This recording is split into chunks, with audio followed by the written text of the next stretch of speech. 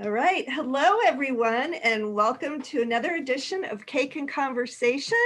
I'm excited to have my special guest this month. It's Larry Corthell of the Hingham Institution for Savings and also president of the Cohasset Chamber of Commerce. Hi, Larry. It's so nice to meet you. Thanks for having me, Kristen. How are you? Oh, I'm fine. Thank you. Let's get right to it. I invited you to come because the holiday season is fast approaching. And, in times of COVID and everything, I thought this would be a good opportunity to remind people of the importance of still shopping local. I know our area restaurants have done a great job in accommodating these circumstances. The town is prolonged the time that they can have outdoor seating, which is great. The weather's been cooperating. And I know that traditionally the stores have sort of a holiday fair for the families, blocking off South Main Street. And I just wanted to catch up with you and see what was planned for this season. So we have multiple plans. I think everybody's probably well aware we're not going to be, having a street fair with food and hot chocolate and 50 people crammed into Anchor and Sale and Darylyn's. It can't happen. So technically, by rule, if we have an event, it's limited outside to 100 people at said event.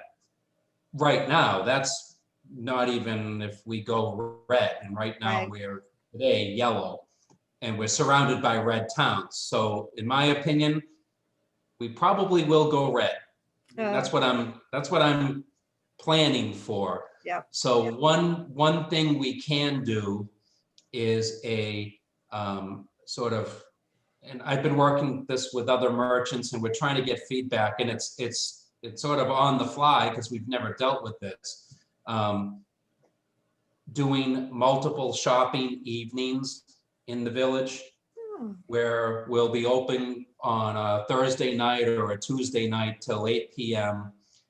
Also doing sort of bundle deals between merchants and restaurants. So if you go into a certain shop, and we'll have a list published and in the shops. So if you go into, Outside In and spend $75, you get a discount on that purchase, and then you get something off at Atlantica or Lenny's or Bia. Nice. So it's sort of a combo shopping thing. Yeah. And which started a conversation about having a community gift card that could be used anywhere in town. So I'm still working the details out on that, because these are all things we didn't have to deal with before. Right. Think on the fly. I'll be the first to admit, I thought this was going to be into the summer and then we'd be getting out of it.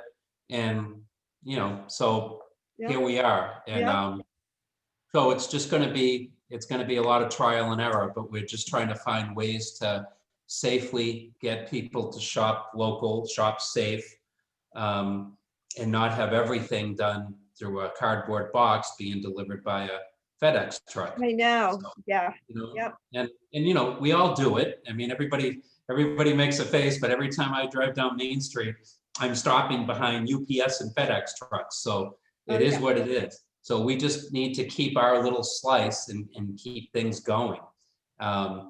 So that's pretty much where that is. I've had meetings with the town weekly, and we just keep monitoring what we can and can't do. And there's some plans for something up in the harbor area and also the common. And I'm not going to even spill the beans on that until I know. But we're just trying to keep, if we're going to do something, it's going to be in a big open space. And we're not going to necessarily have 5,000 people between Brook and Ripley Road or whatever, just try to keep it spread open. So if that means we do holiday extended hours, we make it a shopping period of 5 weeks to stretch it out, that's what we'll do. But it's just, it's really unknown territory as far as, normally we'd have stroll. I'd have lawn signs up and down town and broadcast to other towns, and we just can't do that right now. It's so unfortunate. And speaking of between Brook and Ripley, we have a couple of new stores in town, don't we? We have Assembly. Yeah, Assembly's come in, and they're also in Hingham Square. Nice. Actually, Matt's coming to meet with me in about 20 minutes. Oh. So he wants to get involved. He's very involved in what downtown Hingham does, like I used to be when I ran Nobles. Yeah. And so he's coming down, and we're gonna, talk about the village, because the village is different than Hingham Square. Yeah. I mean, a lot different. So yep, he's come in. We've got Brook and Main has come in. We've got the building on Brook Street all filled now. We have FIA, which was the first slot. They filled in on the left, and then Tiffany Nails came in, and now in the middle we've got Brook and Main, and that's what you're going to see now in retail, is a mixed use building with retail on the first floor and condos on the second, and that's like at Stop and Shop. right. Yeah. Do you know what's going in there? They're still building it. No. Yeah. I've heard the same rumors everybody's heard, but I mean, right now I just spoke with somebody in Plymouth, and there's a mixed use building there, right at the Rotary, and it's amazing. It's 7 retail at the bottom, hotel on the second floor, No kidding. condos on the third floor, and a restaurant on the fourth floor with a giant sky deck.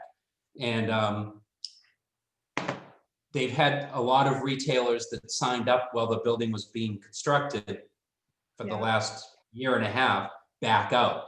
Yeah. So not exactly the best time to be moving retail in. No. So at this point, I really don't know what's going to go in for retail there. There's, open space really in a retail environment right now.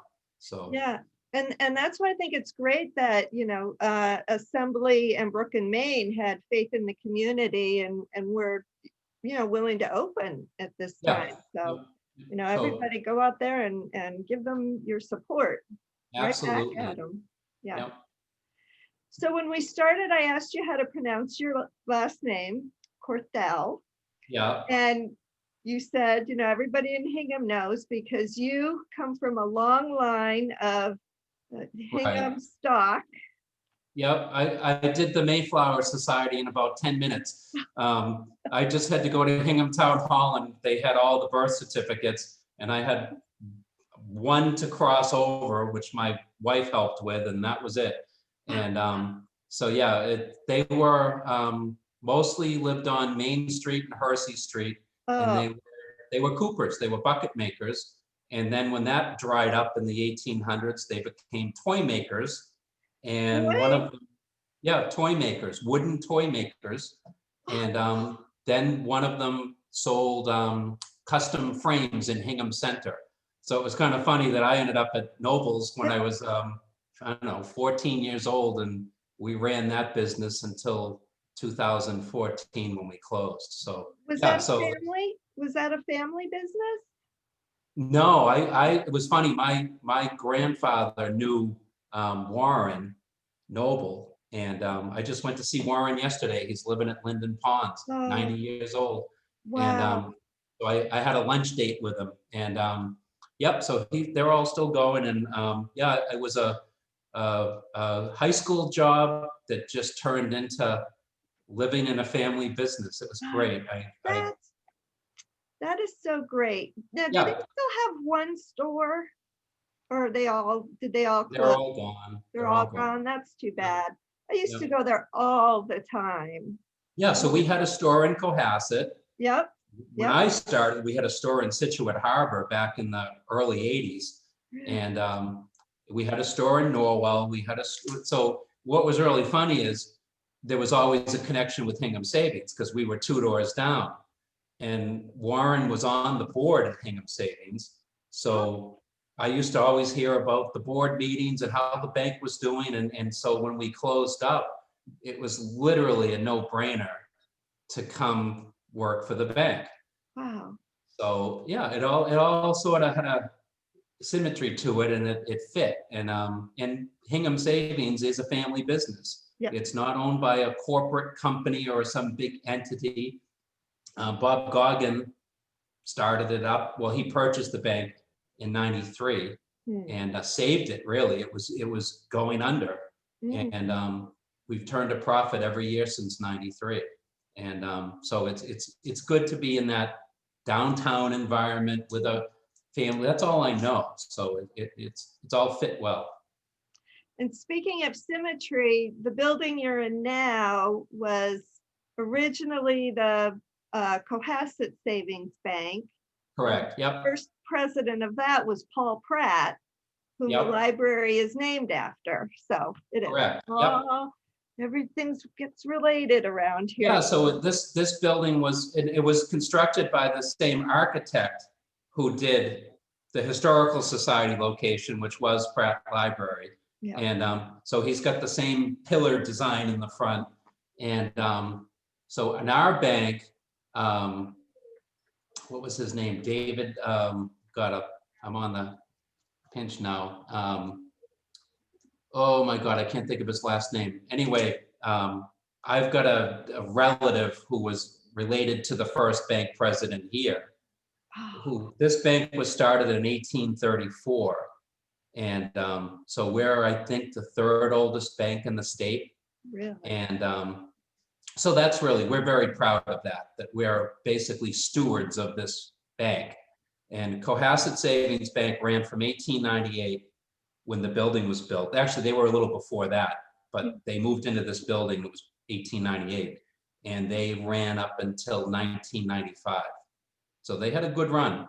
They did, yes. So Yeah. then we got the building, and we got their sister branch in Situate on Gannett.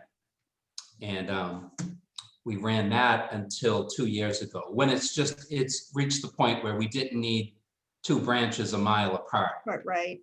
And we shut it down and transitioned everybody here, which helped the village quite a bit, because there was a lot of Situate people who didn't come to Cohasset Village much. And now they do come here regularly. And there was a little boost between French Memories getting more people coming in, more business on Elm Street. So there's a balance to downtowns, and it's helped. And you guys have been such a great steward to that building too. It's just beautiful on the outside. Yep. You keep it. We so just nice. did a 2-year remodel. We did the outside. We gutted the inside, did all new hardwood floors, and it actually helped with COVID, because all the windows, which I think people driving by, the windows are about 5 feet wide, and they were sealed shut. They now all open and shut.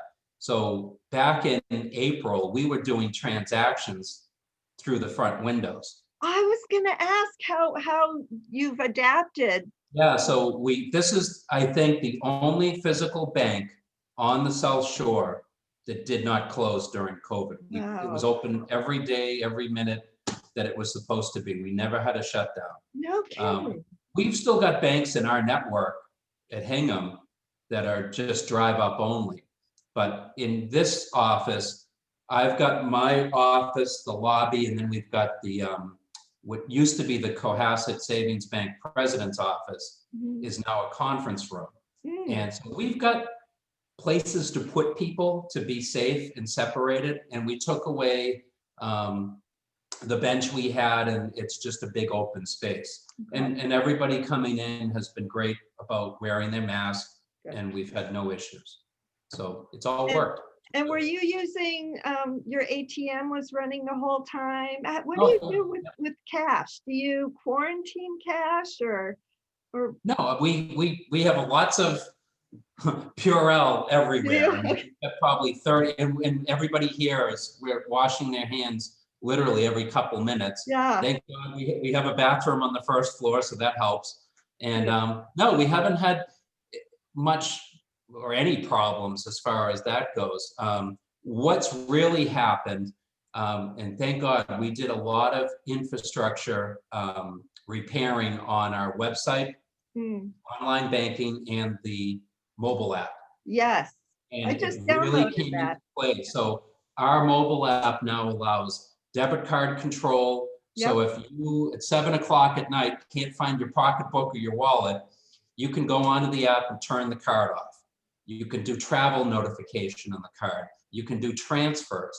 We even have where you can do an external transfer from your Hingham Savings account to your Wells Fargo account or Really? your money market account somewhere or whatever.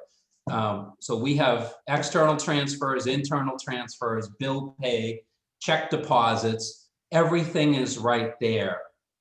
In the case, in what happened with COVID, where we were shut down. So yeah, it's worked out well that everything has just kept going along, and we even updated all our mortgage applications online, right down to land purchase, refi, construction, HELOC. Everything is there, and as you do the application, the panels change depending on what you've checked off to apply for. Excellent. So that cuts down on stacks of papers. Yeah. The whole hand-to-hand transfer, everything's gone online. We've even got customers who have scanners at home uploading their tax forms and W-2s right to our server on the mortgage application. So it's in some ways, it's advanced us about 5 or 6 years probably on the online platform. That's amazing, because I did just download your app a month or so ago, and I thought it really is excellent.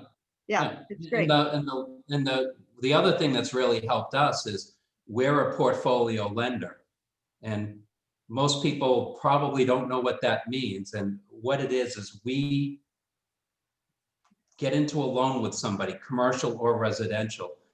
We're in a relationship. It's a marriage. We don't shake your hand, congratulate you on the loan, and then send you a letter a month later saying we've sold your loan to some processor.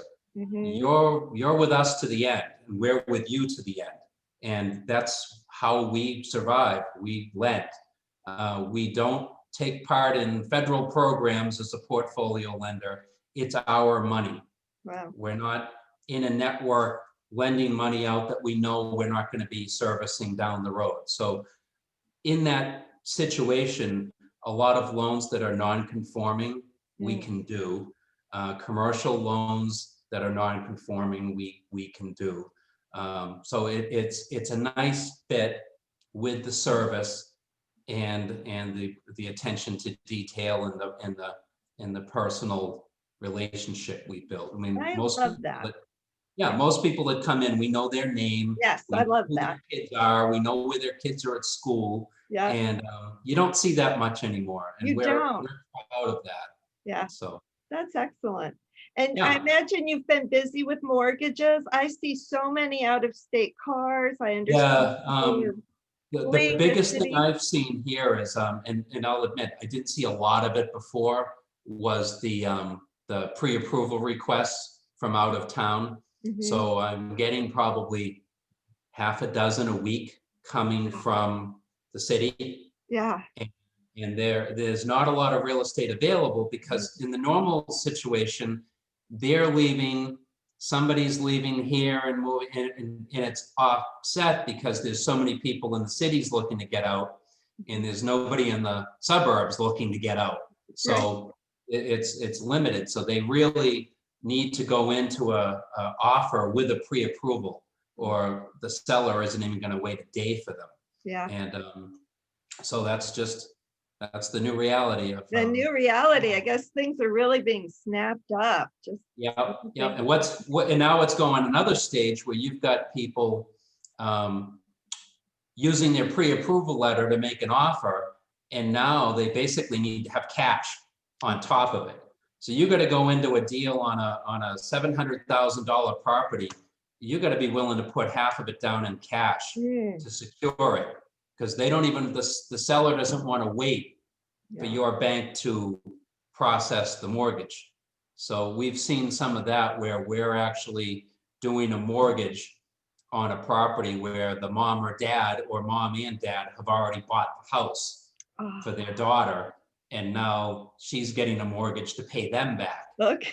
So it's just, but you just roll with it. It's just a Yeah, new, yeah, new way absolutely. of doing it. It's the Yeah, new reality. Yeah, you do. You just have to roll with it. Yep. yeah. Keep your sense of So humor. we've had a lot of people calling about their deposits. We've had a lot of people, their investment account isn't doing well.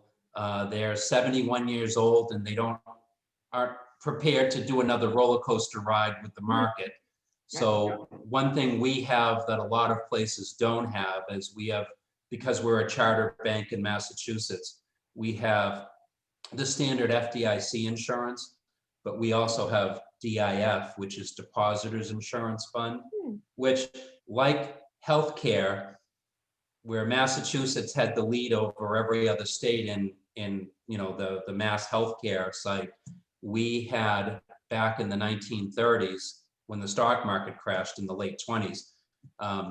Massachusetts charter banks formed DIF. It was actually formed before FDIC, and hmm, FDIC was modeled after DIF.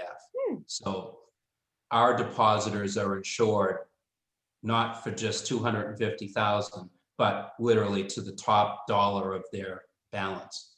So a lot of people feel comfort in that they Yeah, know they're insured to the max. yeah. So yeah, it's all good. So we try to make everything fit and provide the service, but also we know we need to have the technology behind it too, because banking today, I read a thing a couple of weeks ago, and I hate to call them millennials, but I'll do the age group. Somebody in their mid-20s to teen years would go to the dentist before the bank Yeah, to walk through the door. So that you got to think about that and realize you're not going to necessarily make them feel comfortable coming to the bank.